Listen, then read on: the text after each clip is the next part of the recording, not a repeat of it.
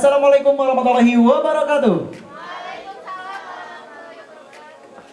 Alhamdulillahirabbil alamin wa bihi nasta'in ala umuri dunya waddin wassalatu wassalamu ala asyrafil anbiya'i wal mursalin wa ala alihi wa ashabi ajma'in amma ba'du.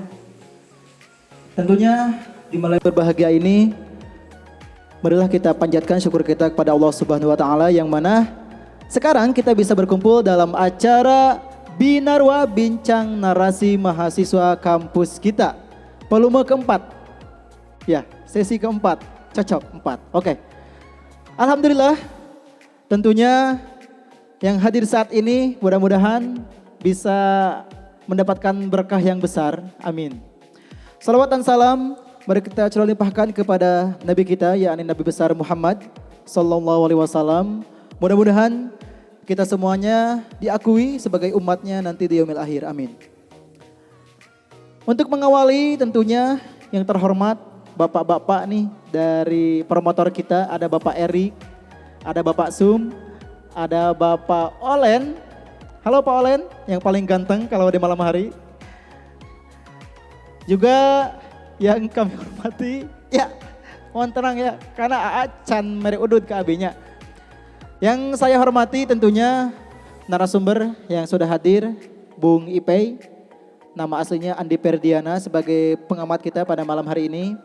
Juga yang saya hormati kawan-kawan ketua-ketua dari BEM dan UKM, ada BEM YIC, BEM STC, BEM SIE, dan juga 10 UKM tentunya yang menjadi partner kampus kita di kampus wilayah Cipasung. Dan tentunya yang saya banggakan seluruh mahasiswa-mahasiswi yang ada di wilayah Cipasung. Mudah-mudahan kita semua sehat selalu, amin. Dan dihindarkan dari COVID, amin. Oke. Agar lebih berkah dan bercahaya, mari kita awali kegiatan Binarwa pada malam hari ini dengan pembacaan Bismillah bersama-sama. Bismillahirrahmanirrahim. Oke, untuk selanjutnya yaitu pembacaan Al-Quran. Kita membacakan surat Al-Fatihah bareng-bareng. Dan barokahnya mudah-mudahan sampai kepada kita semua dan kelancaran acara kampus kita. Ala hadhihi niyah bil barakati Al-Quran Al-Fatihah. A'udzubillahi minasyaitonirrajim. Bismillahirrahmanirrahim. Alhamdulillahirabbil alamin arrahmanirrahim maliki yaumiddin. Iyyaka na'budu wa iyyaka nasta'in. Ihdinas siratal mustaqim siratal ladzina an'amta 'alaihim ghairil maghdubi 'alaihim waladdallin. Rabbighfir lana amin. Untuk yang selanjutnya tentunya kita akan menyaksikan sambutan pertama ketua baru kampus kita. Oke, tepuk tangan semuanya. Beliau adalah seorang yang sangat inspiratif, agresif, penuh semangat dalam melaksanakan aktivitasnya. Memotivasi kita semua untuk terus berinovasi, berkarya. Oh iya, saya mau menginformasikan bahwa jargon kita kalau UKM Media kan inovasi apa? Berkarya tanpa batas. Kalau kampus kita juga ada. Kalau saya bilang kampus kita semuanya bilang apa Teh Nuril? Juara ya. Jabar juara kan gak apa-apa ya. Kita go nasional nanti ya. Tapi di Jabar dulu. Oke. Kalau saya bilang kampus kita semuanya bilang juara. Siap ya? Kok kayak yang belum makan ini teh kumaha ya teh. Konsumsi, mangga media bisnis bisa disiapkan. Oke, kita coba. Kampus kita yang kompak dong, nu teu kompak mau kabare udut, mau kabare dahar, mau kabare duit jeung balik. Kampus kita juara.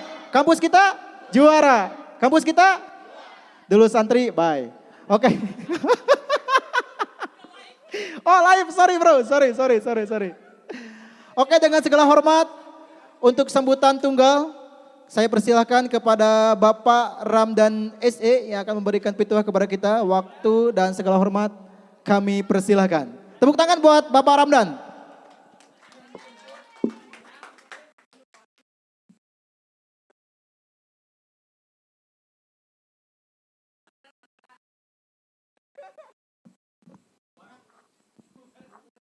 A'udzubillahi minasyaitonirrajim. Abi yang kamera itu.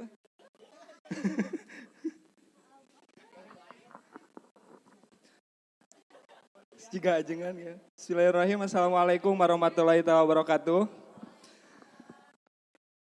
wabarakatuh. Alhamdulillahirabbil alamin wa bihi nasta'in ala umri dunya waddin wa alihi washabihi ajmain amma ba'du. Yang saya hormati ketua-ketua dari UKM yang ada di kampus di sekitar STI Cipasung, yang di STTC, STIE dan YIC, dan yang saya hormati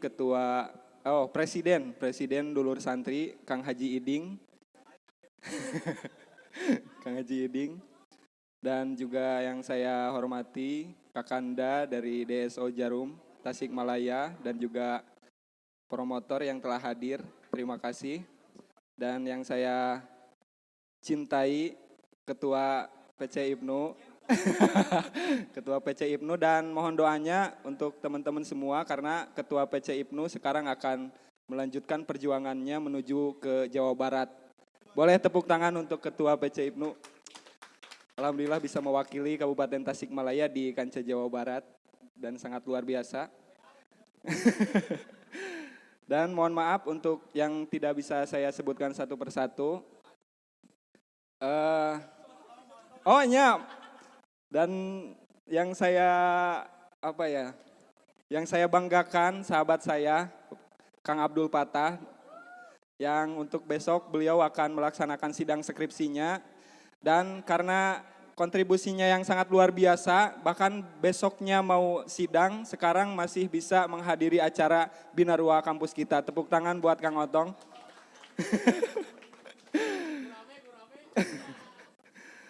Oke teman-teman, mungkin di malam ini kita akan menyaksikan acara Binarua, Bincang Narasi Mahasiswa, yang tentunya akan dinarasumberi oleh ketua-ketua dari UKM, dan saya harapkan semuanya bisa menyimak dan mengambil hikmah manfaatnya, ilmunya tentunya, karena mungkin nanti di forum ini semuanya akan mengeluarkan, mengekspresikan kreativitasnya dan inovasi-inovasinya mungkin untuk bisa menjadikan kita lebih maju lagi.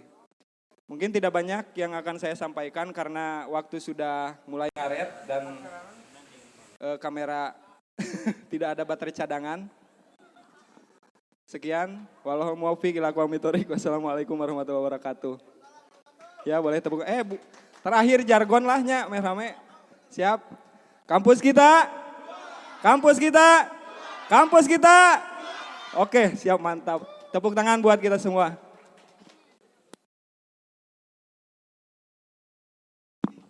Oke, luar biasa sekali Bapak Ramdan. Tepuk tangan kali dong. Tepuk tangan, ya terima kasih. Sangat bersemangat sekali Bapak Ramdan, mudah-mudahan besok sidangnya lancar ya. Amin. Asli menang ngetik sorangan? Asli menang ngetik sorangan, skripsina. Oke kawan-kawan, kita langsung kepada acara inti yaitu Binarua, Bincang Narasi Mahasiswa. Yang mana acara ini sebetulnya timbul bersama-sama dan mempunyai nama dibikin oleh salah satu Ibu Kartini di zaman milenial.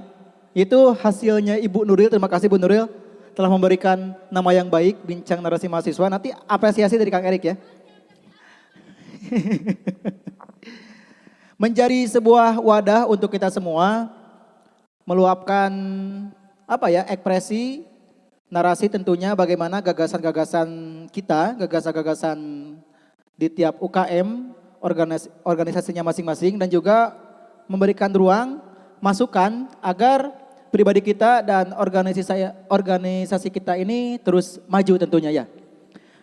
Baik, tentunya acara Binarua ini akan dipandu oleh seseorang yang sangat cantik jelita. Kita bersifat talk show tentunya ya, santuy. Jadi jangan takut ketika belum menyiapkan materi, menyiapkan kita nanaon. Sabab pertanyaan nama kumaha moderator, betul. Oh iya, UKM Media, sorry tidak tercantumkan dalam pamflet, bukan partai gak diajak, eta teh tipe lieur, jeung eueuh ngemutan, pas erek karek diingetan. Jadi silakan sekarang mau tercantum atau tidak, karena semuanya sama. Silakannya nanti dari UKM Media juga harus ada karena ini terakhir ya untuk Binarua kampus kita, dan nanti akan ada binarwa yang lain di lokasi yang lain tentunya. Baik, kita sambut dengan tepuk tangan yang meriah untuk Bu Nuril Huda sebagai moderator pada malam hari ini. Disilakan Ibu. Saya tinggalin aja ya. Apa mau ditemenin dulu? Tinggalkan we, karunya Mudah-mudahan Ibu dengan sering binarwa dapat seseorang nanti ya. Amin. Ya, aku langsung diusir. Oke, terima kasih. Saya MC undur pamit. Wassalamualaikum warahmatullahi wabarakatuh.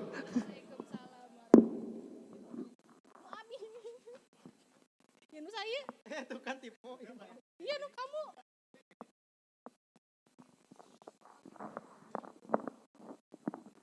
Tes.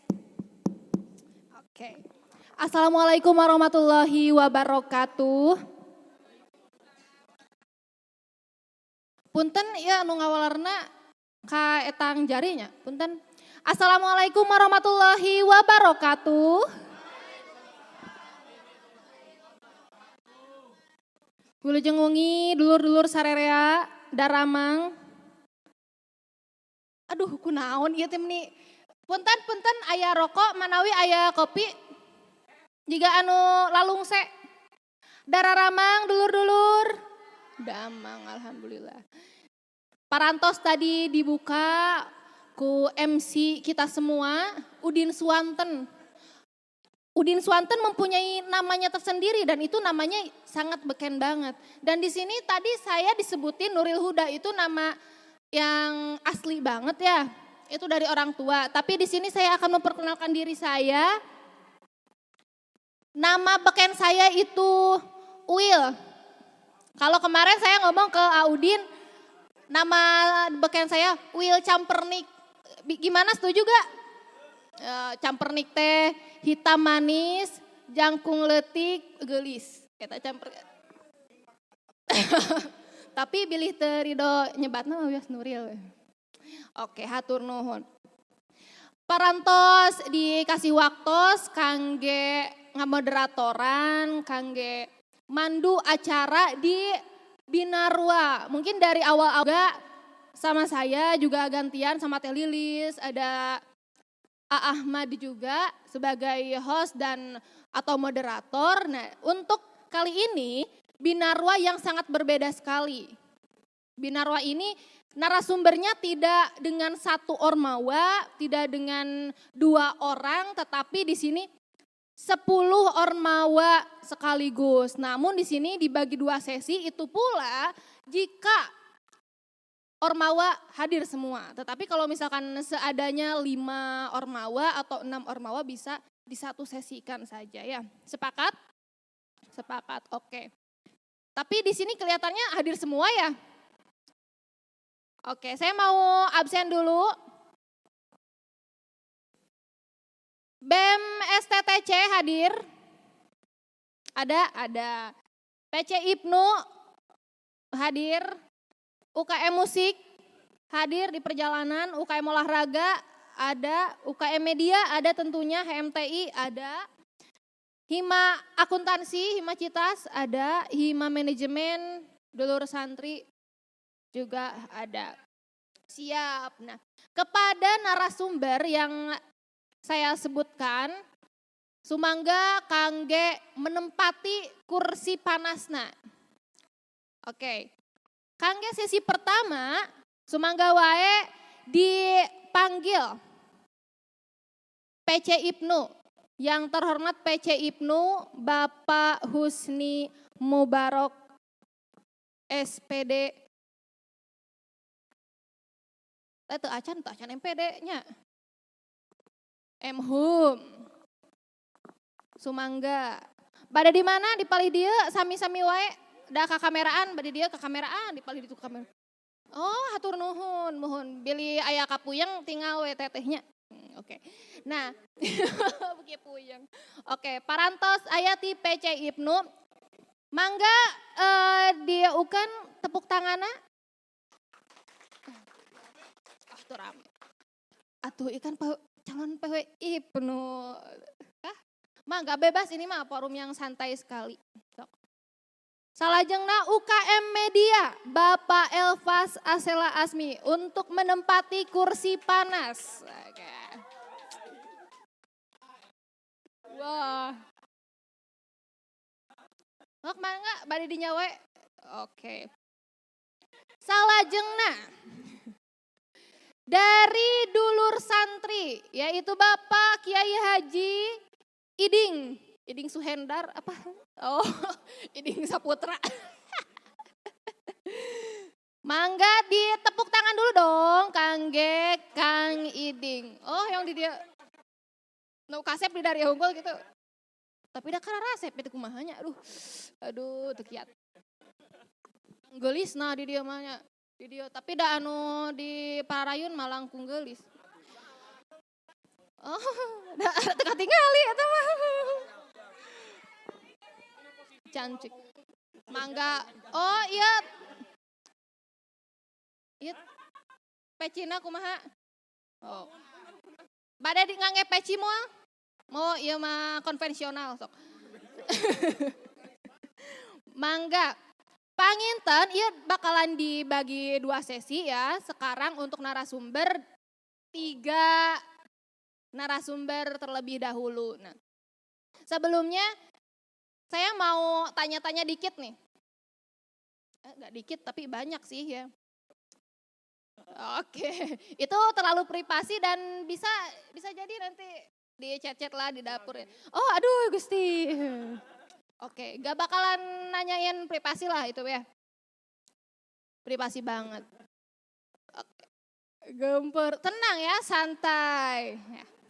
Nah, di era ini kita ketahui bersama bahwa pandemi sedang terjadi dan khususnya di Cipasung, khususnya di Kabupaten Tasikmalaya, dulu itu ada lockdown, lalu bebas lagi, di lockdown lagi, bebas lagi, PHP atau gimana itu ya. Dan saya kurang mengerti dan apa yang terjadi di sini.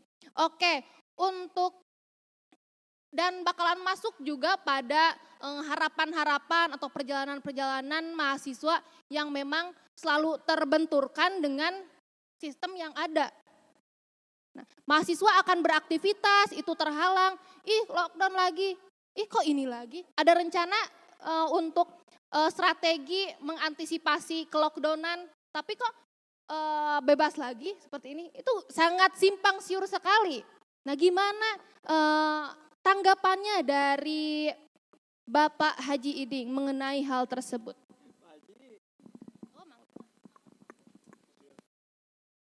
Cek. Bismillahirrahmanirrahim. Assalamualaikum warahmatullahi wabarakatuh. Yang saya hormati para hadirin semuanya. Intinya di tengah-tengah pandemi ini, khususnya saya dan teman-teman Dur Santi yang lainnya, justru kami malah sebaliknya. Jadi ada hikmah tersendiri di dalam keadaan situasi yang tidak menentu, kadangkala di lockdown, kadangkala aktivitas seperti biasa, tapi di situ kami tidak ambil pusing, tapi di situ kami ambil pusingnya bagaimana caranya tetap aktivitas tetap berjalan. Tapi setelah ditimbang-timbang, setelah dihitung-hitung, justru kegiatan banyaknya kami itu di tengah pandemi seperti ini. Entahlah, itu merupakan suatu hal-hal yang kurang terduga, kurang lebih ada 8 kegiatan yang dilaksanakan 2 bulan kemarin, termasuk kemarin ditutup dengan pemilik gathering dulur santri dengan menerapkan protokol yang ketat, memakai masker 3M ya, menjaga jarak, memakai masker dan mencuci tangan seperti itu.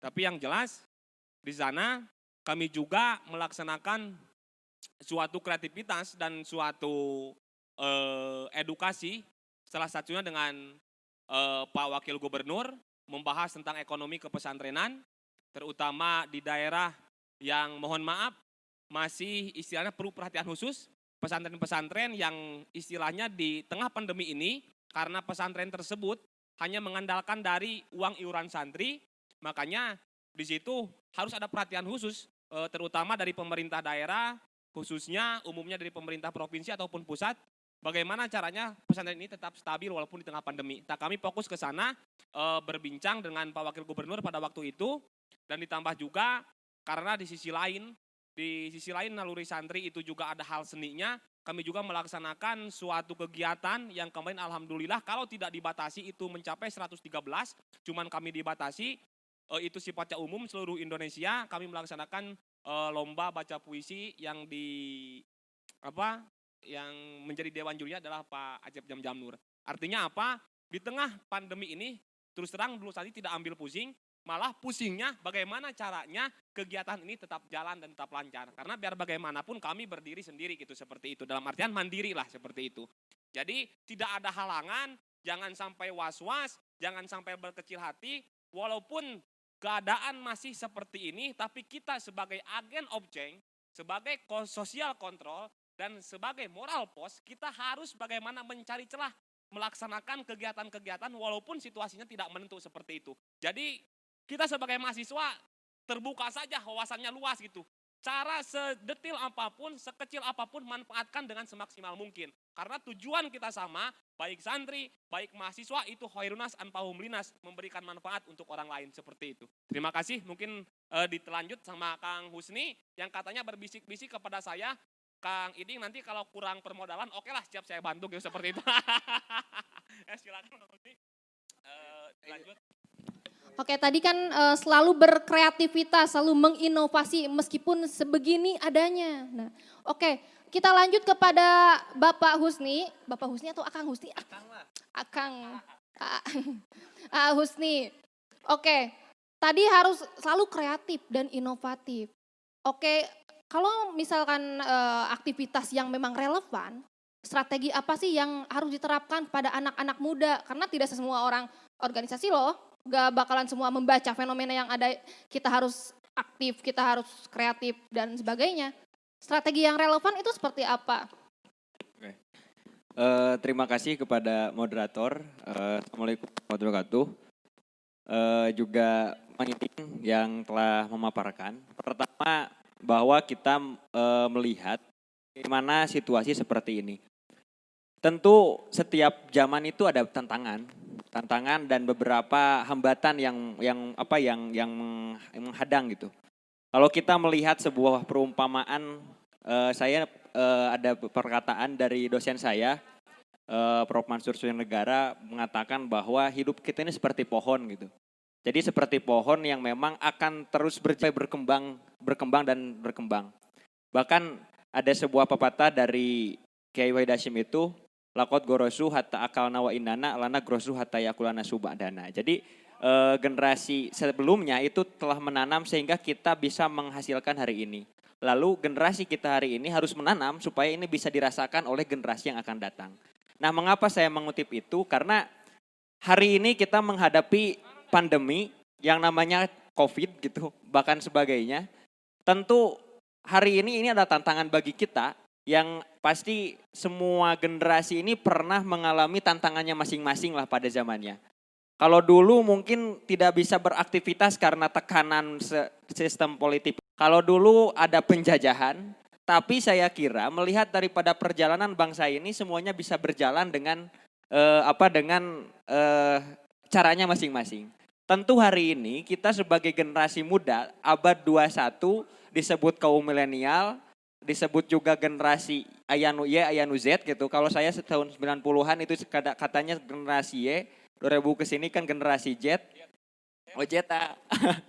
Tentu ini kita harus berpikir lebih luas lagi gitu. Nah, bagaimana cara strateginya? Sama sebenarnya awal-awal itu kita juga agak baliwang gitu karena banyak kegiatan atau apapun yang terhambat. Bahkan kalau kita melihat dalam situasi yang kita lihat hari ini dalam keorganisasian di IPNU, tentu ada beberapa segmen yang kita garis bawahi dalam ada ART-nya, yaitu santri, pelajar, mahasiswa dan juga masyarakat pada umumnya dalam kisaran usia 13 sampai 25 tahun. Tentu ini merupakan sebuah generasi yang sangat luar biasa, kreativitasnya ataupun produktivitasnya harus digenjot dan sebagainya. Nah, bagaimana katanya untuk bisa untuk meningkatkannya? Tentu yang harus kita optimalkan adalah bagaimana kita meningkatkan semua kreativitasnya, yaitu dengan meluapkan apa yang dia miliki dengan potensinya gitu. Hari ini Indonesia itu tidak membutuhkan uang dari kita anak muda itu, tidak membutuhkan sebuah apa yang harus kita berikan gitu. Tapi yang Indonesia butuhkan hari ini adalah anak muda ini bagaimana kita meluapkan apa yang kita miliki. Ujang ini orang anu resep dina media gitu. Kalau dia meluapkan eksistensinya, kreativitasnya secara optimal, maka di sana akan muncullah itu yang diharapkan hari ini gitu. Aiding ini seorang kiai gitu kan, santri yang sangat luar biasa. Ketika Aiding ini bisa meluapkan apa yang bisa dia berikan dalam dirinya itu, maka di sanalah gitu. Makanya inilah yang kita bangun hari ini di IPNU itu adalah sebuah bagaimana kita menumbuhkan sebagai wahana kreativitas pelajar, kreativitas pemuda, karena kita melihat masa yang akan datang itu tentu tantangannya akan berbeda gitu. Jadi intinya kita optimalkan apa yang kita miliki gitu. Yang kita miliki IELTS dibilang mana dan sebagainya, ini yang Indonesia butuhkan, dan di sana bisa muncul beberapa kekuatan ataupun kreativitas anak muda yang bisa dikuatkan lah. Itu mungkin. Dan juga kalau kita melihat pemuda itu harus bisa menjadi solusi dalam setiap tantangan dan zaman.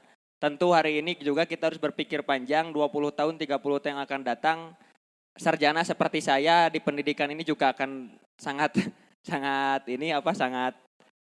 banyak gitu kan. Tentu saya juga berpikiran kalau jaga orang rekumaha gitu kan dan sebagainya. Nah tentu ini juga harus kita optimalkan dengan berbagai hal itu, terutama kreativitas melalui soft skill dan sebagainya. Itu yang mungkin. Terima kasih. Nah tadi disebutkan untuk anak muda sekreativitas mungkin ya. Oke, selanjutnya kita sebagai anak muda, sebagai mahasiswa tentunya, sebagai remaja yang umurnya 10 sampai 24 tahun, di sini ada yang lebih dari 24 tahun enggak di sini? Oh Gusti, tapi seenggaknya lah memotivasi anak muda ya.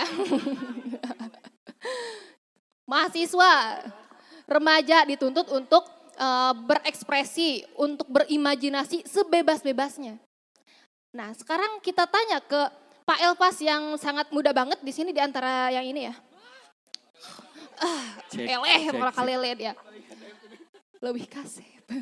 Nah, oke, menurut Elvas apa sih arti kebebasan dalam berekspresi, dalam berimajinasi? Oke, bismillahirrahmanirrahim. Assalamualaikum warahmatullahi wabarakatuh.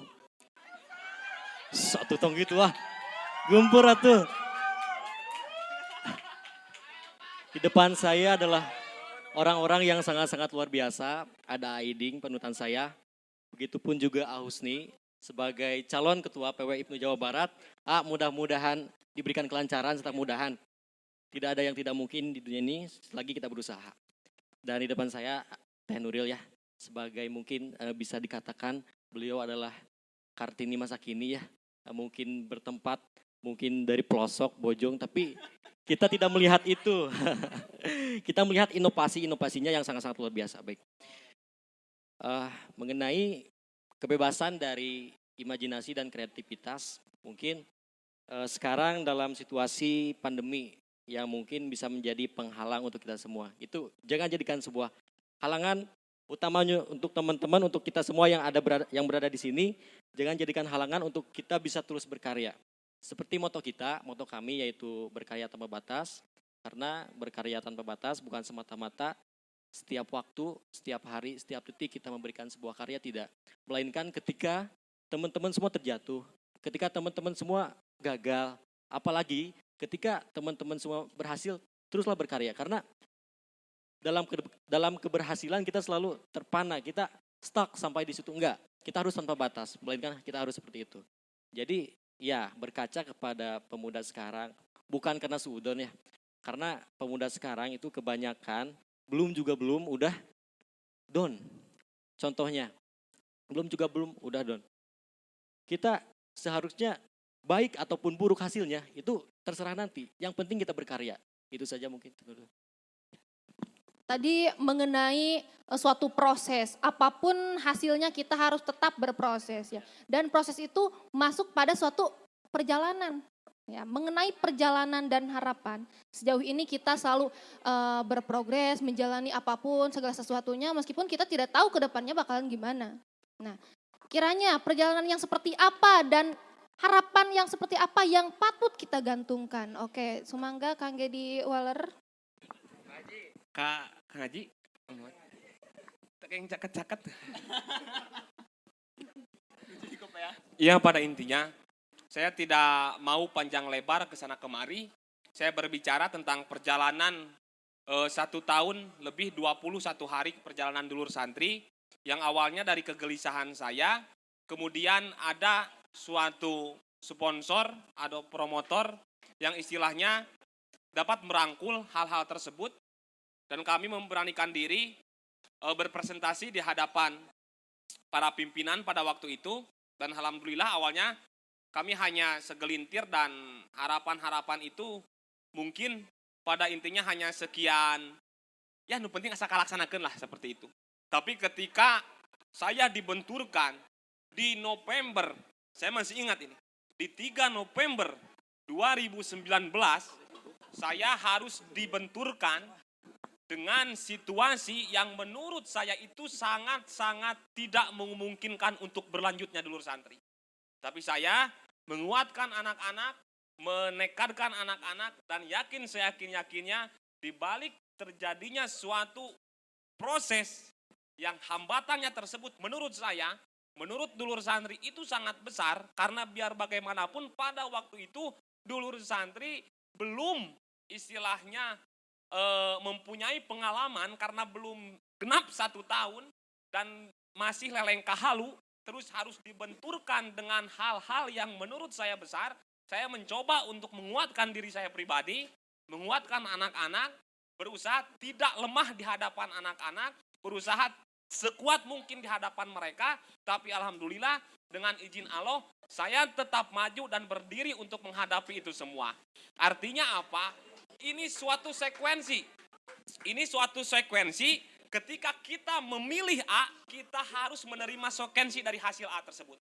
Ketika kita memilih B, kita harus menerima konsekuensi dari memilih B tersebut.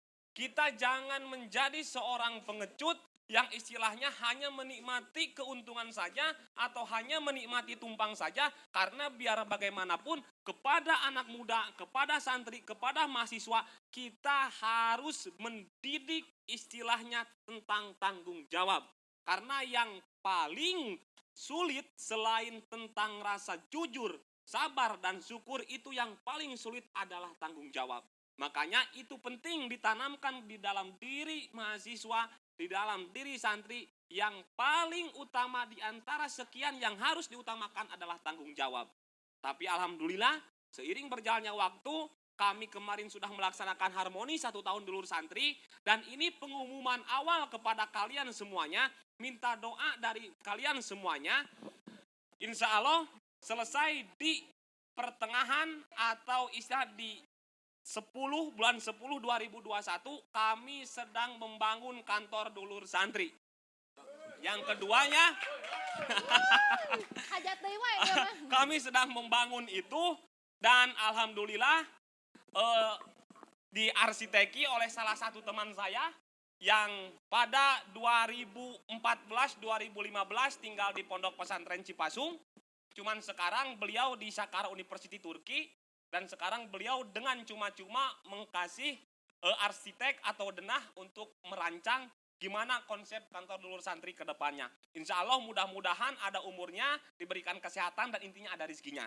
Dan bukan hanya itu saja, kami kemarin sudah merembuk dengan anak-anak, kami sudah membuat dulur santri peduli, itu khususnya untuk dalam bidang sosial. Artinya ketika kerjasama dengan mitra atau pihak ketiga, kami sudah mempunyai wadah khusus di bidang sosial, kayak social investment ke pesantren-pesantren, itu melalui dulur santri peduli. Dan itu sudah dirancang sedemikian rupa, sehingga mudah-mudahan sedikitnya bisa membantu khususnya untuk pesantren-pesantren walaupun tidak besar gitu Kang Husni. Terus selanjutnya, kami terakhir ini sedang merancang untuk pembuatan buku analogi puisi yang salah satunya itu di dalamnya ada sastrawan nasional dan ada salah satu artis nasional juga. Tapi itu sudah lagi dirancang. Apapun, walaupun kondisinya sekarang lagi COVID, jangan hal pedulian itu. Yang penting kita patuhi aturan pemerintah, jaga kesehatan, patuhi 3M, sekiranya sekecil apapun peluang harus kita laksanakan. Seperti itu. Dan harapan ke depannya, mudah-mudahan mulai dari ranah mahasiswa sudah mempunyai posisi baik itu di eksekutif, di legislatif, ataupun menjadi pengusaha, nomor utama atau nomor satu itu adalah punya rasa tanggung jawab. Dimanapun posisi kita, nomor utama itu harus mempunyai rasa tanggung jawab. Kalau tidak ditanam dan tidak diaplikasikan, mungkin sudah banyak kejadian karena lari dari tanggung jawab sehingga timbul masalah walaupun itu kecil seperti itu. Apabila walaupun masalah besar tapi tidak lari dari tanggung jawab, insya Allah masalah tersebut akan terselesaikan. Artinya nomor satu dan paling utama adalah tanggung jawab. Mungkin seperti itu saja dulu, terima kasih. Oke, tadi segala apapun, segala perjalanan yang akan kita lalui dan apapun harapan kita jangan luput dari tanggung jawab. Karena dari tanggung jawab tersebut kita juga harus siap dengan konsekuensi yang ada. Nah, tadi secara khusus mungkin itu harapan-harapan yang memang ada di dulur santri. Gimana kalau misalkan harapan yang memang pantas untuk digantungkan anak-anak milenial saat ini? Bisa ngasih pandangan lagi ya, Begini, berbicara tentang anak milenial, itu tidak terlepas sekarang, itu tidak terlepas dari media sosial. Makanya sedemikian rupa itu bagaimana anak-anak cari tahu dulu nih. Cari tahu dulu, kalau kita di santri cari tahu dulu potensinya selagi harus memaksakan untuk mengaji. Bukan untuk bisanya, tapi memaksakan bagaimana caranya untuk mengaji. Dan nomor 2, itu selagi dipupuk dengan masalah rasa tanggung jawab dan tentang akhlakul karimah, itu cari tahu dulu si anak tersebut sukanya apa. Tapi kebanyakan dari hasil survei itu anak-anak sekarang sudah beralih ke media sosial. Artinya tinggal kita minimalisir atau memfilter kemana nih arahnya. Makanya sekarang di dulur santri itu sudah menyediakan wadah untuk tempat anak-anak berkreasi, walaupun di media sosial itu di YouTube dulur santri sudah mulai ada yang mengelolanya. Terus kami telah membuat semacam bagaimana anak-anak kalau hasil menulis dan lain sebagainya itu sudah disediakan oleh dulur santri lewat penyambung cerita. Artinya apa? Segala sesuatu yang kita tulis itu otomatis menjadi penyambung cerita dalam kehidupan. Sehingga dibuat wadah lewat penyambung cerita seperti itu. Terus yang selanjutnya, ini yang paling penting. Karena saya teringat suatu pepatah almarhum almarhumlah Kiai Haji Menjuber begini. Walaupun kamu posisinya atau profesi kamu sebagai guru ngaji, sebagai kiai ataupun sebagai PNS secara tidak langsung tafsiran seperti itu, kamu harus mempunyai usaha. Supaya apa? Supaya kamu tidak mengharapkan dan tidak menggantungkan apa yang menjadi kebutuhanmu lewat seperti itu. Karena biar bagaimanapun menggantungkan harapan kepada manusia, itu pasti ada timbul rasa kecewa. Apa itu hal kecil ataupun hal besar. Makanya sebaik mungkin kami sedemikian rupa merancang sekarang platform tentang bagaimana membuat holding santri, bukan holding pesantren. Membuat holding santri tentang bisnis santri, bukan holding pesantren atau bukan bisnis pesantren. Tapi holding santri, individu-individu santri yang mempunyai jiwa wirausaha kepesantrenan, nanti kita arahkan, nanti kita bina, mudah-mudahan nanti kita modali seperti itu. Tapi berhubung kami juga lagi membuat fondasi, karena kami baru berjalan sekarang maju ke 2 tahun, kami lagi fokus dulu membuat fondasi dulur santri. Arahnya mau kemana, jangka pendeknya, jangka menengahnya, dan jangka panjangnya masih dibuat platform dan lain sebagainya. Mungkin itu yang selebihnya. Intinya milenial itu jangan diambil pusing lah. Karena kalau terorganisir, anak milenial itu orang-orang kreatif. Kalau terorganisir, sekali lagi anak-anak milenial itu orang-orang yang kreatif. Karena saya pernah menjabat sebagai rois, terus di sananya banyak anak-anak, ratusan bahkan ribuan anak-anak di sana, di salah satu di pondok pesantren Cipasung, itu karakternya beda-beda dan keinginannya beda-beda.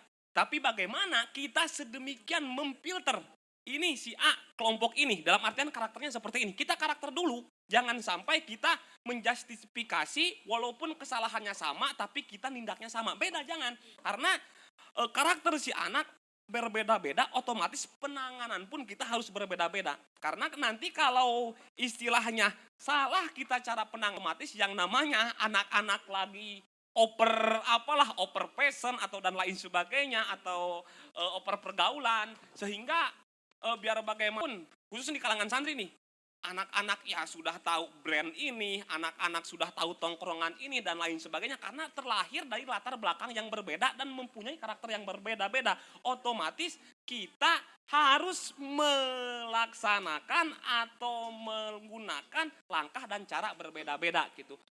Kalau istilah salah satu promotor mah, jangan berisik, mari ngomong yang baik gitu, berbeda-beda bersama-sama, seperti itu. Emang benar, itu bukan hanya slogan saja, tapi kita harus diaplikasikan. Kita berbeda karakter, cuman ya istilahnya kita sebagai, mohon maaf ya, sebagai inisiator harus memfilternya supaya anak-anak tersebut jangan sampai kita salah cara, jangan sampai kita salah mengarahkan, dan yang terakhir jangan sampai kita salah menjustifikasi anak tersebut. Karena usia 13 sampai 20 tahun lah otomatis, termasuk usia saya juga, kalau salah menjustifikasi si anak, mungkin apa yang terjadi, saya mah mau ngalakukan A deui karena kamari ge kieu geuningan, salah tanggapan anak, salah persepsi mah, sehingga pembunuhan karakter bagi si anak tersebut, sehingga anak-anak lari kepada hal-hal yang sekiranya begini. Kalau hiburan sifatnya menyenangkan,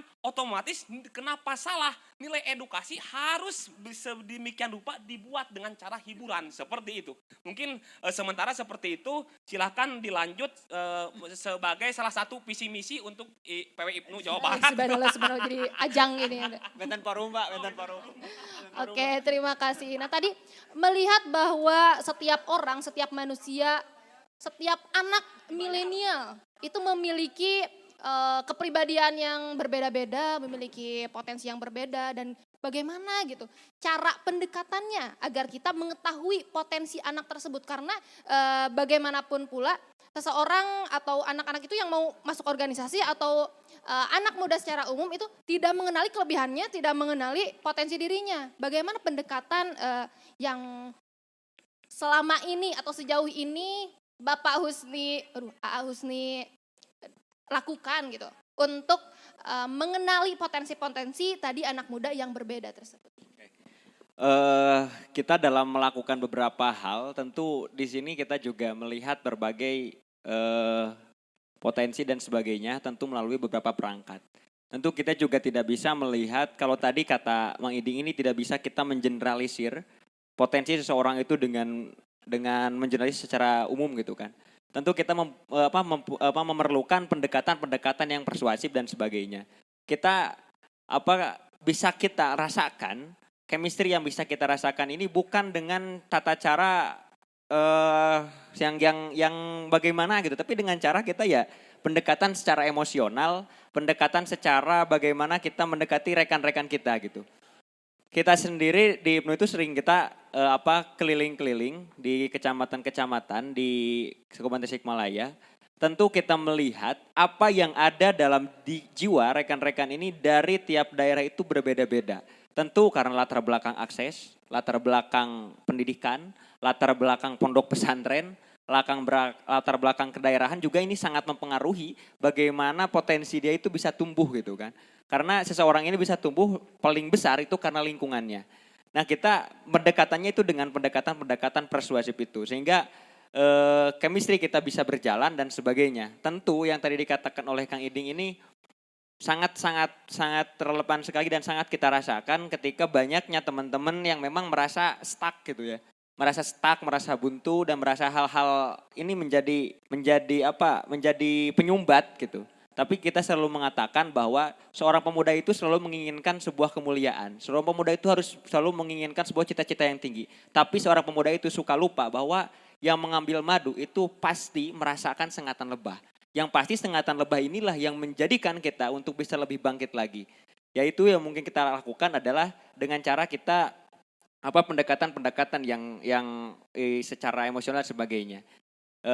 Lalu kita bergerak dengan beberapa cara, dengan beberapa wadah, dengan beberapa sistem. Salah satunya cara kita yaitu ada di IPNU itu kalau Mang Iding tadi sangat luar biasa berbagai hal. Kalau kita di IPNU itu ada namanya Rumah Kreatif Pelajar, maka RKP ini kita tujukan adalah sebagai rumah gagasan bersama dari berbagai pelajar, berbagai pemuda yang ada di Kementerian Tasikmalaya ini sehingga ini bisa menjadi menemukan jati dirinya masing-masing. Karena kita selalu terlupa, bahkan kita selalu kritik internal saja lah. Kita merasakan di IPNU sendiri bahwa orang-orang yang dianggap gagah itu ketika orang-orang hanya membicarakan politik saja gitu. Atau orang-orang yang dianggap gagah itu ketika dia itu beres di organisasi jadi politisi atau apapun. Saya kira ini adalah pemahaman yang salah gitu. Karena apa? Karena yang menjadi masa depan itu bukan hanya itu gitu. Tapi ini hanya sebatas beberapa hal sehingga yang kita rasakan apa yang menjadi pembunuhan karakter itu salah satunya adalah itu gitu. Bahwa kita mengidolakan bahkan kalau kita hanya sebatas membicarakan satu sisi membicarakan politik, membicarakan hanya sebatas itu saja mungkin karena memang karakter organisasi itu dibentuk untuk mengorganisir massa, mengorganisir orang-orang di berbagai ini bahkan kita melihat dengan berbagai followers yang banyak gitu kan politiknya besar dan sebagainya tapi saya kira bukan itu gitu yang kita lakukan bahwa kita di sini kalau kita di IPNU itu punya fungsi sebagai wadah perjuangan. Nah, wadah perjuangan ini bukan hanya sebatas itu. Bahwa wadah perjuangan ini kita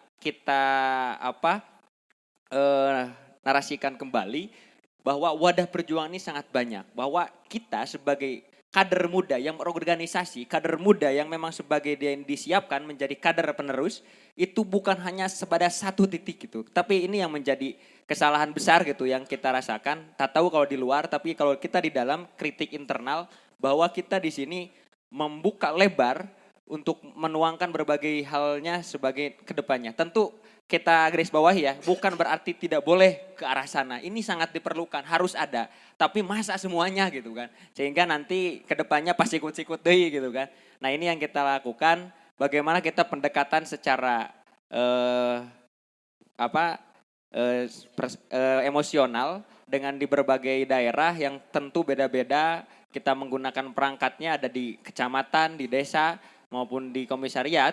Kita mendekatkan pendekatan itu lalu setelah itu kita diharapkan nanti untuk bisa menemukan jati dirinya masing-masing dengan kapasitasnya dirinya masing-masing sehingga nanti bisa lebih mengoptimalkan apa yang dia miliki. Seperti tadi itu kan Indonesia itu menginginkan anak muda itu yang bisa mengoptimalkan potensinya si dia itu gitu.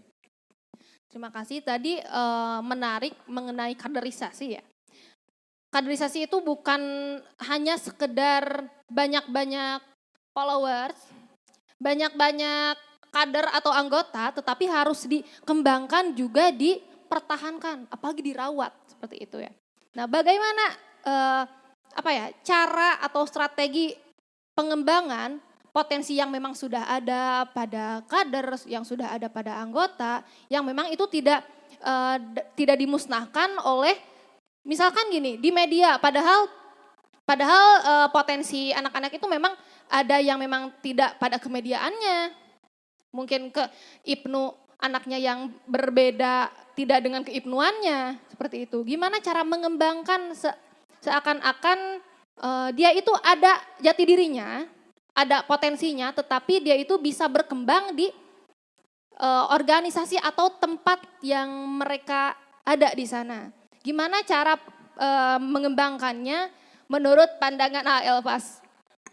Bismillahirrahmanirrahim. Assalamualaikum warahmatullahi wabarakatuh.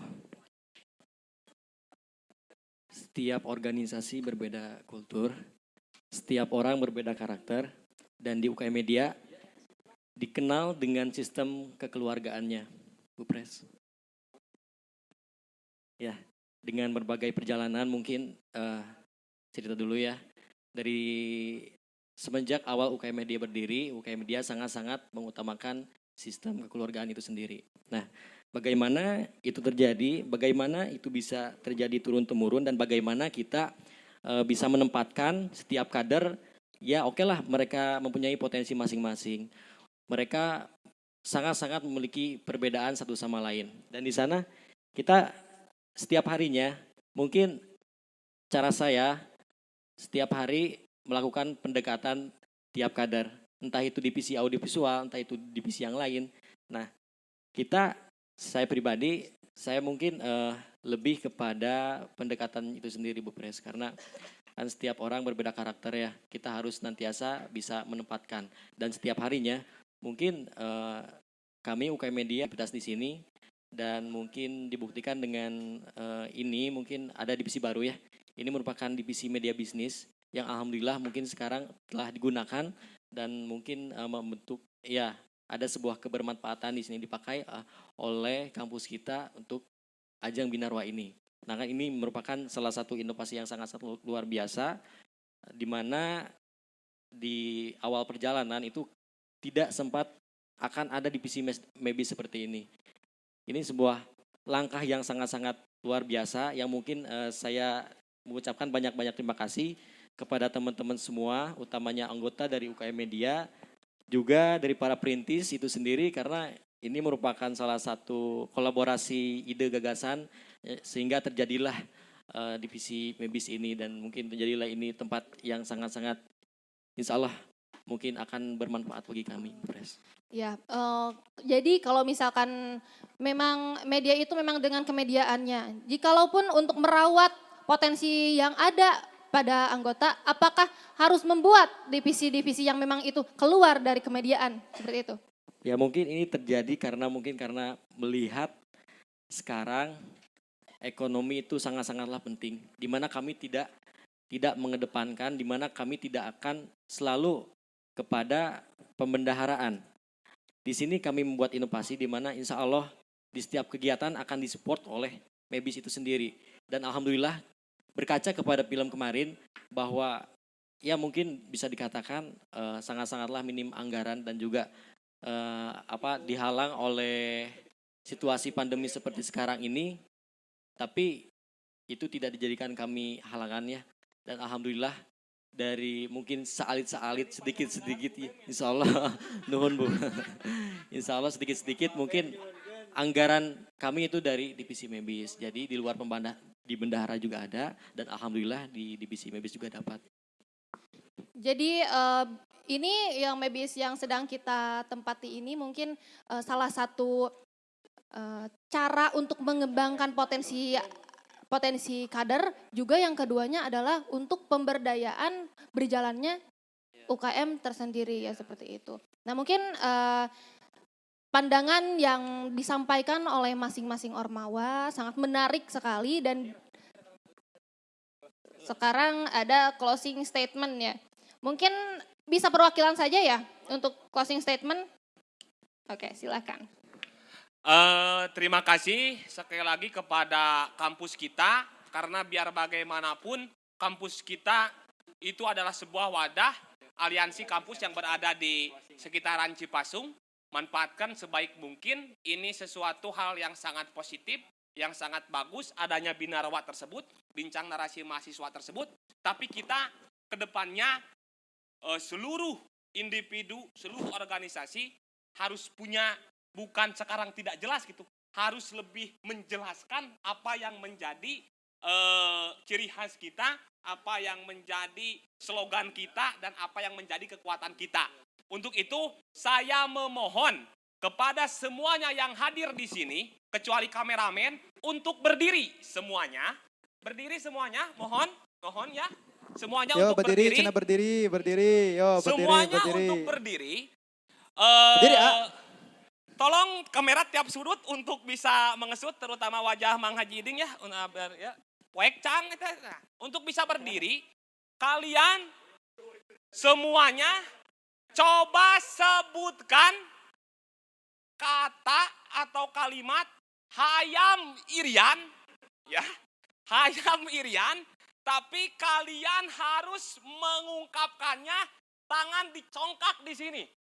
Artinya kita harus punya kejelasan. Jangan sampai kita sebagai menyebutkan kata Hayam Irian, tujuannya menyebutkan Hayam Irian, tapi kita tidak mempunyai kejelasan mau kemana arah tujuan kita selanjutnya. Mau membuat kontribusi apa kita untuk masyarakat sekitar ataupun untuk bangsa dan negara. Tapi sekarang tidak ada yang terlambat. seperti istilahnya kata biksu daya lama seperti itu. Ya duduk lagi. Terakhir, tapi ini semua tenang saja, tidak ada yang terlambat apabila masih ada yang belum mempunyai kejelasan dalam kehidupannya mau dibawa arah kemana. Karena pepatah daya biksu lama yang ke-9 berkata seperti ini. Waktu menanam pohon terbaik adalah 10 tahun yang lalu. Waktu menanam pohon selanjutnya adalah mulailah menanam hari ini. Mungkin hanya itu yang saya bisa sampaikan. Terima kasih untuk semuanya. Terima kasih untuk kampus kita, Kang Ramban, Kang Udin, Promotor, Bos Erik, Kang Sum, dan lain sebagainya. Mang Olen dan Kang Nopi sebagai awal perintis di luar santri ya. Kita bersama-sama, Kang Nopi. Mudah-mudahan Kang Nopi nanti kalau meninggal, iya benar. Mudah-mudahan Kang Nopi nanti kalau meninggal, anak-anak regenerasi dulur santri bisa ikut tahlil sampai hari ke-7 seperti itu. Dan mudah-mudahan bisa menggur. Benar. Karena orang yang rugi, orang yang tidak ada menyolati dan tidak ada mendoakan ketika meninggal. Itu benar. Bukan sebagai lelucon gitu ya. Begitu juga Kang Olen nanti sama. Ada voucher apabila Kang Olen mati. Mudah-mudahan anak-anak dulur santri bisa menguburkan dan bisa ikut menahlilkan sampai dari hari 1 sampai hari ke-7. Ini bukan lelucon, benar ya. Terima kasih. Salam bahagia, salam hormat kepada semuanya. Wallahul muwafiq ila aqwamit thoriq. Wassalamualaikum warahmatullahi wabarakatuh.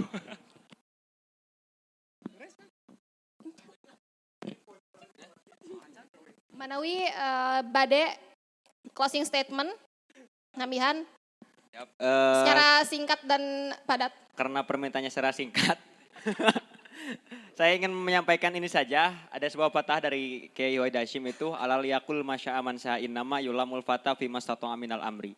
Katakanlah apa yang ingin kamu katakan, karena itu, wahai seorang pemuda, karena seorang pemuda itu selalu dicemooh karena kecakapan-kecakapannya. Oleh karenanya jangan takut untuk maju dan terus laksanakan ketika Anda itu menyatakan bahwa apa yang kita laksanakan itu adalah benar. Terima kasih. Wallahul muwaffiq ila aqwamit thoriq. Wassalamualaikum warahmatullahi wabarakatuh. Bismillahirrahmanirrahim. Assalamualaikum warahmatullahi wabarakatuh.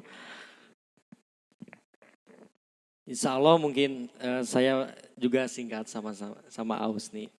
Kepada teman-teman semua, kita sebagai generasi milenial penerus bangsa, kita tidak memiliki perbedaan dari orang lain. Entah kaya, entah miskin, yang membedakan adalah kemauan.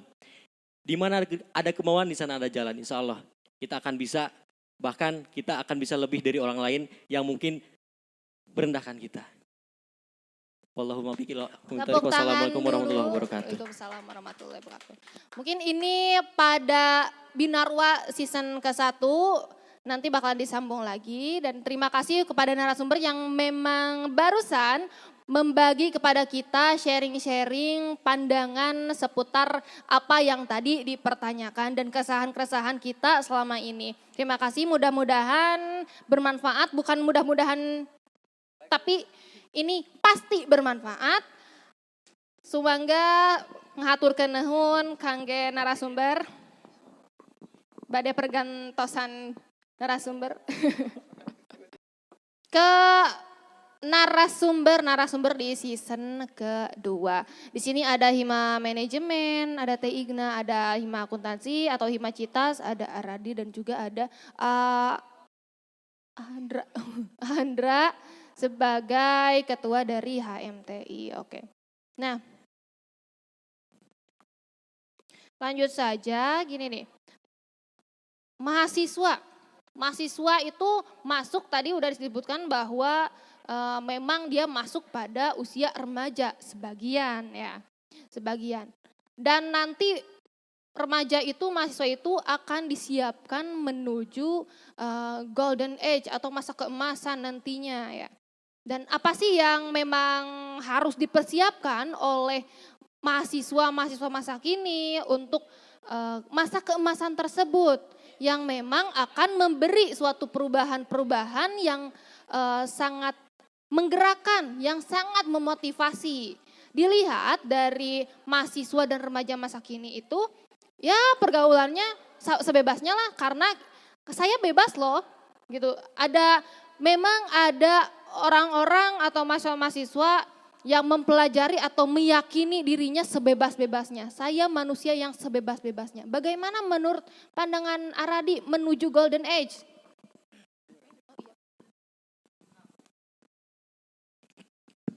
Cek cek. Baik, assalamualaikum warahmatullahi wabarakatuh. Oke, langsung saja ya Teh Nuril.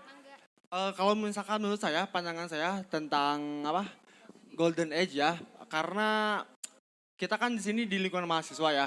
Mahasiswa itu termasuk ke dalam salah satu usia yang dimana dia itu berproduktif gitu ya.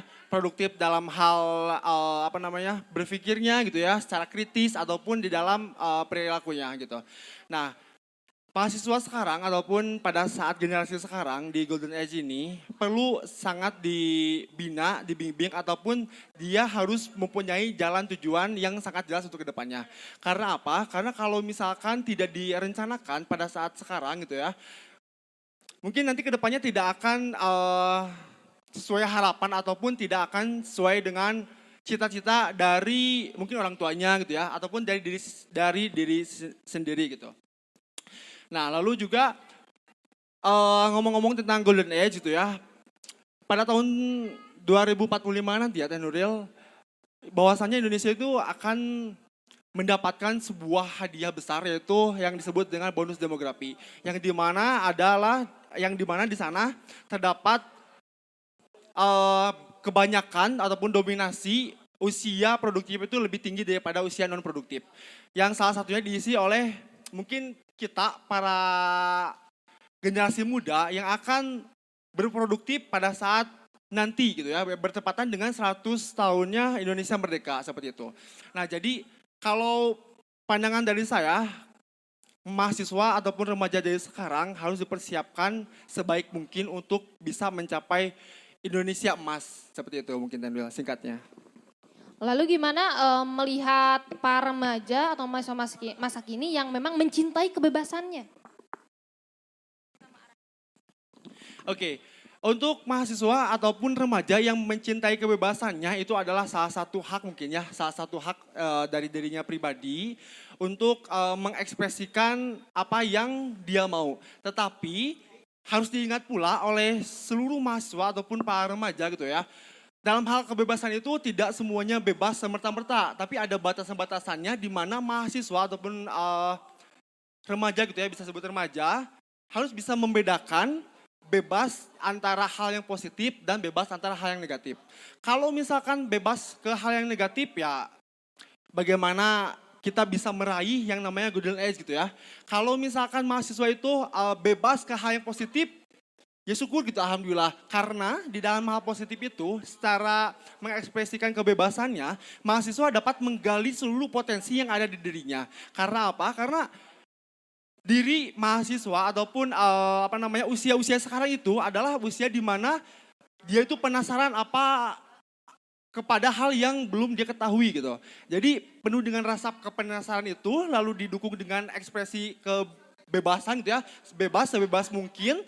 Tak lupa juga diarahkan kepada hal yang positif gitu supaya dia menguntungkan kepada dirinya pribadi khususnya gitu ya. Lalu juga nanti ke depannya dia mungkin bisa membawa kebaikan kepada lingkungannya. Lalu juga ke depannya kita bisa mencapai Indonesia emas seperti itu. Mengenai tentang persiapan remaja gitu pada nanti masa keemasan, mungkin bisa lebih spesifik dikerucutkan bahwa harus adanya gerakan yang memang itu sangat menginisiasi, bukan hanya untuk merubah dirinya sendiri tetapi untuk merubah suatu tatanan baik masyarakat maupun nanti secara lebih mengglobal. Bagaimana tanggapan dari Teh Igna mengenai hal tersebut? Apa sih gitu inisiasi yang memang harus ada oleh anak muda saat ini? Bismillahirrahmanirrahim. Assalamualaikum warahmatullahi wabarakatuh. Mungkin dalam realisasinya harus ada rasa jiwa wirausaha. Jadi menumbuhkan jiwa wirausaha di usia muda. Jadi memanfaatkan bagaimana caranya supaya usia muda itu bisa bermanfaat. Salah satunya dengan wirausaha. Nah, di zaman sekarang ini tentunya bisa kita lihat bahwa menjadi seorang wirausaha itu hal yang sangat penting ya. Karena di mana dia memiliki suatu usaha dan bebas berkreasi. Nah itu menjadi sebuah apa ya? Sebuah kebanggaan mungkin ya, wirausaha kita nih sebagai mahasiswa yang sedang berwirausaha, dan tentunya menjadi suatu kebanggaan ketika kita sudah mempunyai suatu bisnis dan itu bisnisnya itu menjadi sukses lah seperti itu. Tetapi masalahnya fenomena sekarang banyak anak muda yang ragu-ragu untuk melakukan suatu wirausaha dikarenakan banyaknya resiko yang harus diambil karena mahasiswa tidak mempunyai modal tentunya. Dalam berbisnis itu tentunya ada modal ya, dan mahasiswa tidak punya itu misal. Jadi merasa dirinya itu ragu-ragu untuk memulai suatu bisnis dan wirausaha.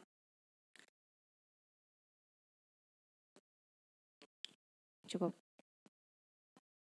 Mahasiswa yang mencintai kebebasannya itu sangat menjauhi dari segala aturan-aturan. Dia itu menjadi mahasiswa tidak mau bekerja pada instansi, tidak mau untuk ada di bawah tekanan-tekanan bos atau aturan dan SOP perusahaan maupun instansi lainnya. Seperti itu. Mungkin tadi yang disampaikan bahwa mencintai kebebasan bisa dengan berwirausaha juga ya. Itu kalau misalkan mau mendapatkan untung sebesar-besarnya itu adalah apa yang dia ikhtiarkan dan dia menjadi seseorang yang tidak menjadi seseorang itu mungkin adalah pilihannya.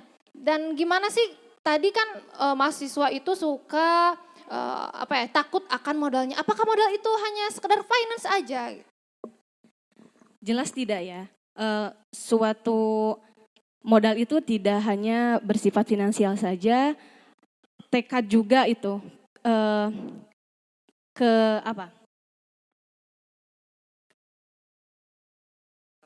salah satu modal itu adalah tekad ya. Tekad dan niat itu menjadi salah satu modal dalam membangun suatu wirausaha. Cukup. Bukan hanya secara uang, money dan sebagainya. Money ya. Bukan money yang SDM. Kamu punya ya, tapi SDM ya. Tenaga dari seseorang tersebut dan kemauan dari seseorang tersebut ya. Bukan cuma uang, bukan cuma seseorangnya ada, tetapi tekad mempunyai konsep juga ya. Mempunyai konsep dan keinginan untuk mengeksekusi seperti itu. Nah, bisa dilanjut tadi secara kewirausahaannya. Oke, saat ini juga di Kabupaten Tasikmalaya itu sangat berwirausaha sudah mulai startup lah, mulai ada yang memang menjadi wirausaha. Salah satunya mungkin ada dari Teh Igna, salah satu member dari Dapur Patah ya yang bisnisnya itu ada bisnis fashion, ada bisnis kuliner, dan kulinernya juga itu sangat memotivasi banget ya, dan itu membuka cabang juga ya, bukan cuma makanan-makanan yang memang sudah kita ketahui sebelumnya, tetapi ada juga cabang makanan yang baru. Nah, tapi ini mengenai teknik atau teknologi dan teknik itu berhubungan gak sih gitu? Atau kalau misalkan disambungkan, direlatedkan kepada mahasiswa saat ini, bagaimana di kabupaten khususnya? Cek. Untuk inovasi dan teknik, sebenarnya inovasi dan teknik itu sebenarnya saling berkesinambungan, bahwasannya dalam teknik juga harus ada berinovasi ya untuk kedepannya. Contohnya kan sekarang ada 4.0, perubahan evolusi 4.0 itu di mana rekayasa untuk kedepannya itu peluang untuk berinovasi kita itu bisa lebih luas daripada yang kemarin-kemarin 4.3 itu kan hanya mencakup untuk orang-orang tertentu. Nah untuk sekarang mah kita siapapun orang sebagai mahasiswa, sebagai masyarakat bisa untuk berinovasi lebih jauh daripada sekarang gitu. Karena sekarang udah masanya IT kan. Nah di di kampus juga, di kampus-kampus IT dan teknologi, kebanyakan sekarang dijurusan ke IT-nya. Dan untuk kewirausahaannya di sana untuk berinovasi mereka bisanya kalau di Cipasung itu kewirausahaannya yang ditonjolkan. Kalau di Sekolah Tinggi Teknologi Cipasung yang ditonjolkan itu kewirausahaannya. Contoh banyak owner-owner yang sekarang yang kemarin udah lulus udah punya produk masing-masing. Nah, untuk sekarang ada dari Cipasung juga untuk ownernya masih berkembang itu. Kalau misalkan secara khusus sekolah teknik gitu kan, dari sekolah teknik, jika dibawa untuk persiapan berwirausaha itu apa sih yang menjadi nilai jual gitu pada teknik tersebut? Kalau misalkan berwirausaha emang misalkan dari STIE gitu, STIE sangat luas sekali gitu ya, keekonomiannya itu sangat luas. Gimana secara spesifik pada teknik tersebut? Oh, secara spesifik terhadap teknik itu ketika kita mau membuat suatu inovasi, di situ manajemennya sangat penting dan banyak aplikasi untuk contoh ada mata kuliahnya itu untuk menginovasi kebanyakan. Sejauh ini inovasi apa nih yang memang teman-teman himpunan yang sudah dipersiapkan menuju nanti atau menuju cita-cita yang diinginkan. Inovasi-inovasi yang memang dekat banget pada mahasiswa. Baik itu cara untuk eksekusinya, baik itu secara dampak yang signifikannya. Silakan untuk bisa dijawab kepada Aradi. Baik, untuk inovasi-inovasi tersendiri gitu ya. Kalau misalkan saya sih masih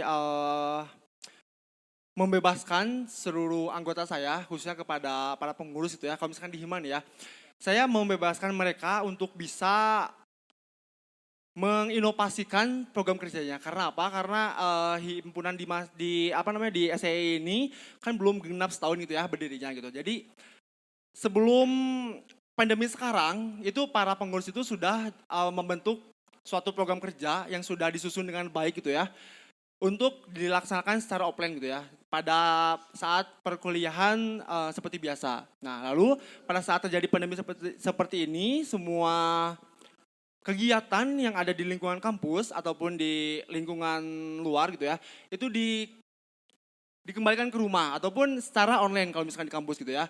Nah, maka dari itu saya membebaskan para pengurus saya yang asalnya programnya itu misalkan A secara offline gitu ya. Nah, saya membebaskan mereka supaya bisa berinovasi lagi bagaimana cara merubah program yang sudah disusun awal kali itu sudah sistematik gitu ya. Sekarang berubah, diinovasikan supaya lebih menarik dan mencapai tujuan dari program tersebut seperti itu. Nah, jadi itu adalah salah satu tantangan juga, tantangan yang dirasakan oleh para generasi muda gitu ya. Karena tidak menutup kemungkinan setelah kita lulus dari dunia perkuliahan ataupun dunia pendidikan, setelah kita terjun ke masyarakat, kita pasti banyak disuguhkan dengan perubahan-perubahan yang kalau misalkan bisa dilihat ke depannya seperti apa dan yang tidak terduga gitu, yang terduga ataupun yang tidak terduga. Nah, maka dari itu di dalam kepengurusan saya tidak membatasi inovasi apa sih yang mau diberikan, yang mau diterapkan, setelah diaplikasikan pada saat sekarang seperti itu ya. Misalkan di himpunan kita ada tuh programnya itu Accounting Class. Jadi kita mempelajari lebih dalam tentang keakuntansian. Nah, karena berubah jadi online, jadi sepengurus itu alhamdulillahnya berinovasi secepat mungkin gitu. Sehingga kegiatan tersebut dialihkan ke media sosial seperti hanya Instagram dan YouTube gitu. Nah, jadi di sini juga saya melihat bahwasannya pemikiran-pemikiran untuk membuat sebuah inovasi yang sangat cepat gitu ya, dituntut sangat cepat, itu sudah sangat baik sekali gitu. Sudah terlihat benih-benih untuk dia nanti bisa mengaplikasikan suatu perubahan apabila terjadi di lingkungan masyarakat setelah dia keluar dari dunia pendidikan. Nah seperti itu. Jadi penjelasannya dibebaskan gitu kalau misalkan saya gitu teh. Dibebaskan tetapi tidak jauh dari program-program yang memang sudah disiapkan sebelumnya. Iya Seperti betul itu. gitu. Oke, gimana dari Hima Manajemen? Inovasi yang memang sudah disiapkan nih Hima yang sangat secara langsung pada anggota atau pada mahasiswa-mahasiswa lainnya secara langsung. Alhamdulillah di Hima ada forum diskusi online FGD. Di sana awalnya sama, awalnya kita ada seminar offline dan tentunya kita dihadapkan sama pandemi ini. Jadi langsunglah kita gercep intinya inovatif. Jadi langsung dipindahkan ke online. Di sana kita ada seminar seperti diskusi lah sama orang-orang yang berkecimpung di dunia bisnis tentunya, dan alhamdulillah responnya itu sangat baik sekali. Dan pematerinya juga alhamdulillah sangat membimbing kita lah untuk menjadi seorang wirausaha yang baik, dan tentunya itu program kerja dari divisi kewirausahaan. Dan alhamdulillah insya Allah masih dalam proses ada manajemen expo katanya. Dan nanti mudah-mudahan bisa terlaksana secara offline. Oke, siap. Nah, nanti tadi saya dengar gitu, yang saya simak bahwa dari Hima Manajemen sama akuntansi itu lebih bertendensi pada keakademikan ya.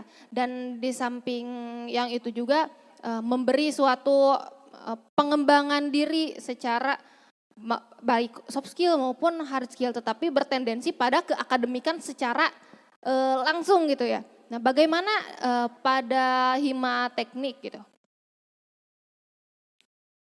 Apakah bertendensi pada keakademikan atau itu pada teknologi, pada teknik yang memang itu sangat langsung berdampak pada masyarakat atau mahasiswa?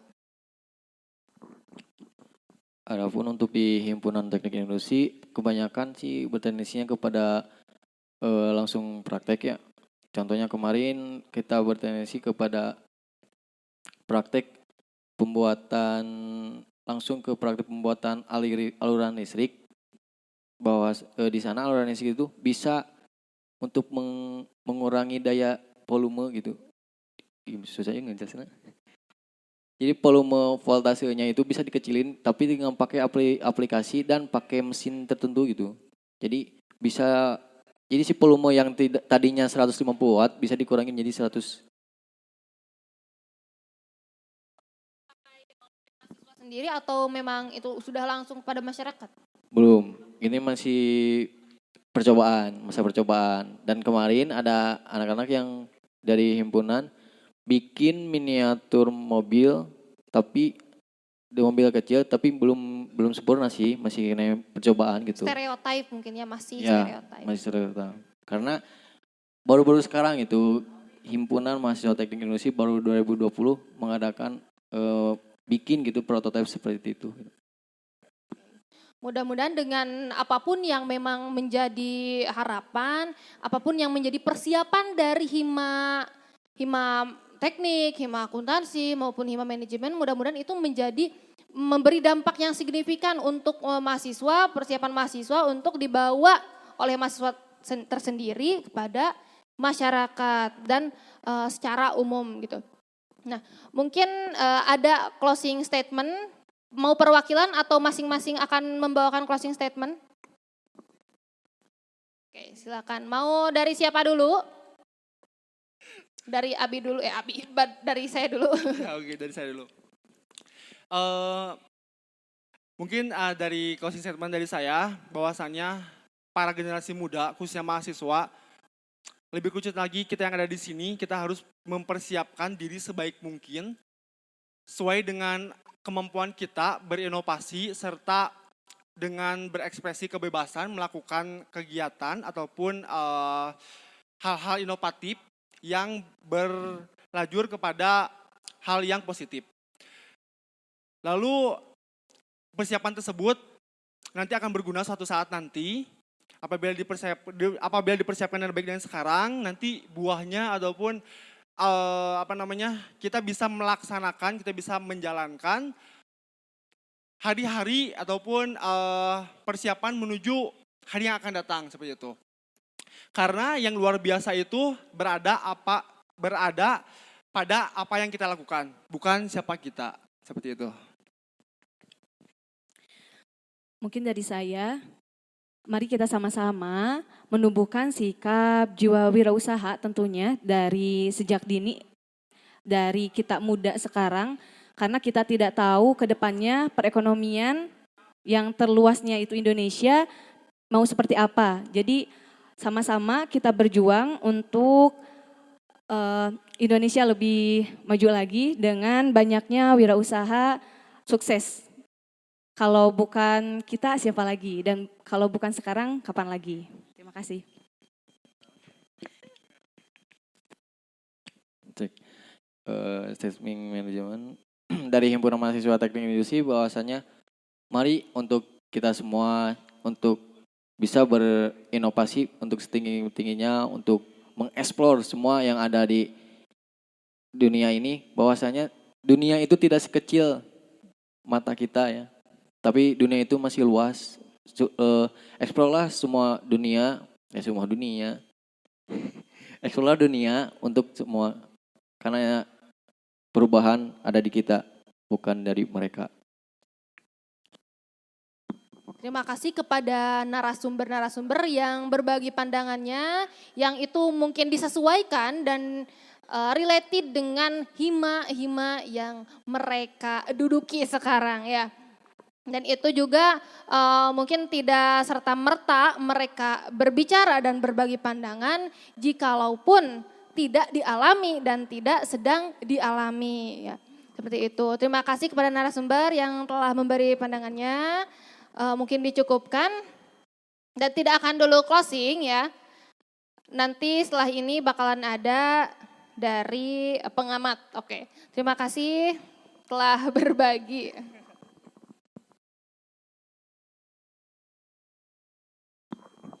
Nah, oke, selanjutnya kepada pengamat narasi untuk merelevansikan segala pandangan yang dari season pertama sampai barusan. Kepada yang terhormat Abang Da Andi Ferdian untuk bukan maju sih.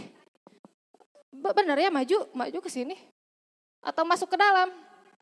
Ya. Untuk menempati kursi panas. Oke, gak panas sih ya. Panas gak? Tadi itu calikna, tadi dinya. Oh wios jadi gitu naon. Oke. Nah tadi sudah teman-teman dari ormawa-ormawa dari Hima maupun dari yang lainnya itu berbagi pandangan seputar dengan yang ada pada situasi saat ini dan fenomena dan juga dampak-dampak yang memang mereka baca gitu. Nah, dari yang tadi disimak oleh Abang Da Andi, bagaimana gitu tanggapannya dan bagaimana pandangan dari Andi gitu sebagai pengamat narasi.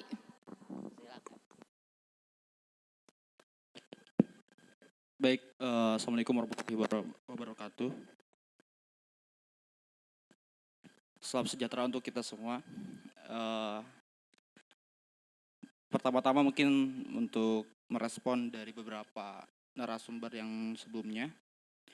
Yang pertama mungkin saya beranggapan bahwasannya hari ini kita berada pada era VUCA. VUCA ini adalah pemikir dari Michigan itu untuk membahas tentang kondisi situasi hari ini, yang dimana VUCA ini adalah volatility, uncertainty, kompleksitas dan juga ambiguitas. Yang pertama, kita berada di situasi yang gejolaknya yang cukup begitu cepat, labil dan perubahan yang begitu cepat.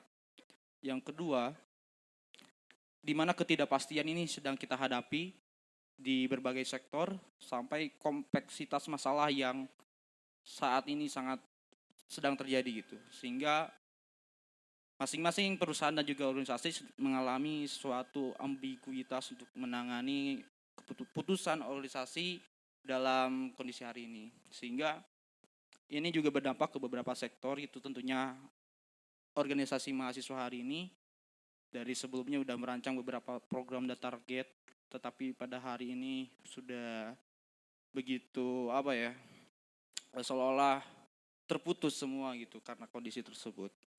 Namun kalaupun dapat saya itu yang namanya kita sebagai mahasiswa ya selalu berhadapan dengan keterbatasan gitu. Dan tidak ada bedanya dengan kondisi sebelumnya dan hari ini adanya pandemi dan juga COVID. Justru COVID-19 ini adalah pemicu perubahan bagaimana kita bisa untuk lebih fleksibel lagi dalam bekerja gitu. Sehingga ada buletin yang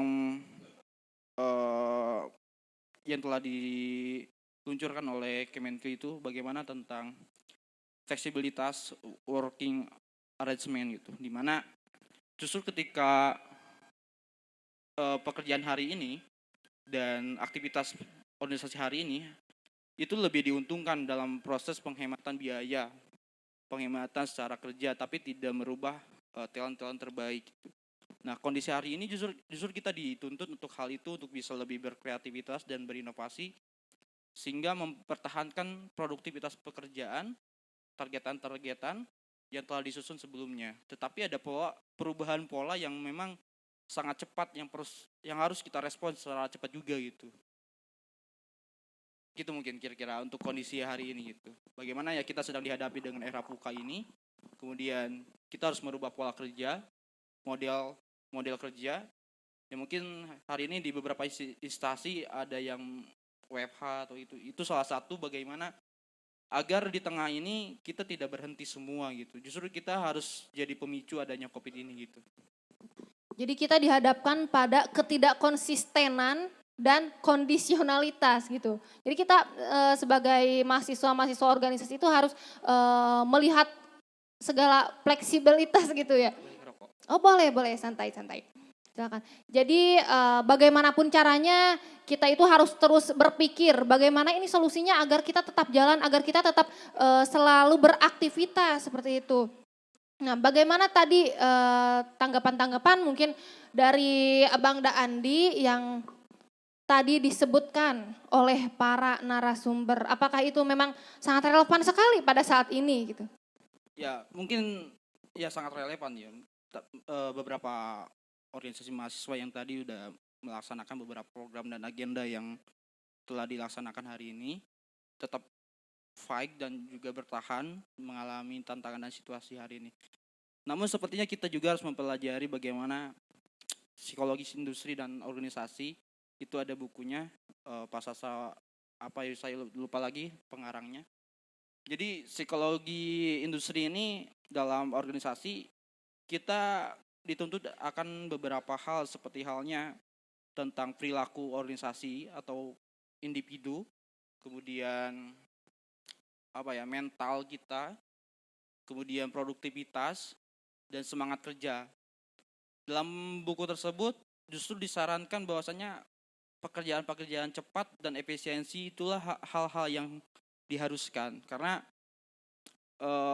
itu menjadi salah satu formulasi dalam keadaan hari ini gitu. Kemudian tadi juga saya melihat bagaimana adanya beberapa SDM yang mungkin tidak bisa bekerja atau tidak bisa meluapkan kreativitasnya. Mungkin ini kembali kepada proses visi misi organisasi dan juga target-target yang telah disusun yang tidak konsisten tadi kan. Nah, hal tersebut perlu kita juga lihat secara perilaku individu tersebut. Bagaimana motif mereka dalam bekerja. Ya jangan-jangan apa yang mereka kerjakan tidak sesuai dengan ekspektasi. Ini terjadi. Bagaimana ya mungkin pandemi ini kan di awal tahun ya. Awal tahun bagaimana proses penyusunan baru di awal-awal kepengurusan. Kemudian dihadapkan dengan situasi hari ini sehingga terjadi halo effect. Halo effect ini yang perlu sama pengurus dan tim untuk diluruskan bagaimana kita tidak bisa menyimpulkan sesuatu keadaan dalam satu perspektif pandangan itu. Tentunya kita juga harus meluruskan hal-hal tersebut dengan komunikasi yang baik. Kemudian ada juga yang sifatnya generalisasi itu. Terkadang satu individu ini bermasalah karena mengeneralisasi organisasi dengan organisasi yang lainnya gitu. Sehingga ada kemungkinan individu tersebut untuk beralih maksud saya beralih dalam satu ini ke organisasi A atau B gitu. Nah, karena ya yang namanya halo efek untuk awal-awal ini sering kali terjadi di awal kepengurusan. Makanya tentunya komitmen tim ini perlu dievaluasi secara maksimal untuk kondisi hari ini gitu. Ya, tentunya harus terbuka yang pertama itu antar pengurus, antar organisasi, karena komunikasi ini adalah sangat penting pada hari ini. Oke, nah ini untuk terakhir nih, untuk menutup dari awal bincang-bincang sampai saat ini untuk menutup, maka mental apa sih yang memang idealnya atau seharusnya ada pada organisatori seperti itu?